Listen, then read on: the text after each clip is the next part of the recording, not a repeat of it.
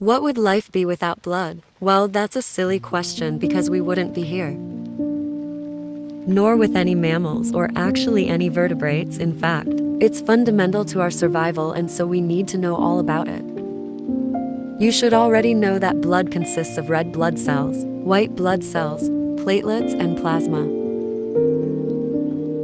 But if you have forgotten, watch out. What is blood video? First, in this video, we're going to look at white blood cells in particular. These are our warriors, the army inside our body that protects us from infectious diseases and foreign invaders. They may only make up 1% of our blood, but they are important. Our body has a line of defense, which we saw in the video on body defense against pathogens, but when this fails, our white blood cells kick into action.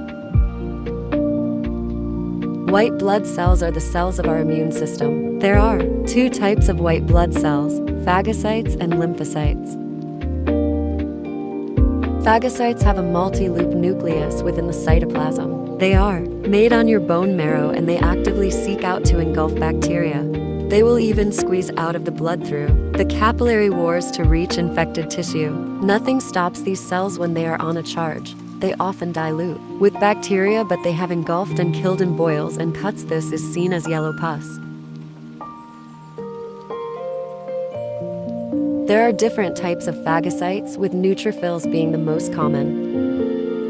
Lymphocytes have a huge nucleus and just little cytoplasm. They are formed in lymph nodes and are found all around the body, such as in your armpits and neck. Invading pathogens contain a chemical on their surface called antigens. The lymphocytes detect this and produce antibodies in response to it. The antibodies stick to the surface of the pathogen and kill it, either by making it easier for the phagocytes to ingest them or making the pathogen burst, or by making the pathogens clump together, which turns them into a sticky mess, makes it easier for phagocytes to find them. Each antibody is very specific.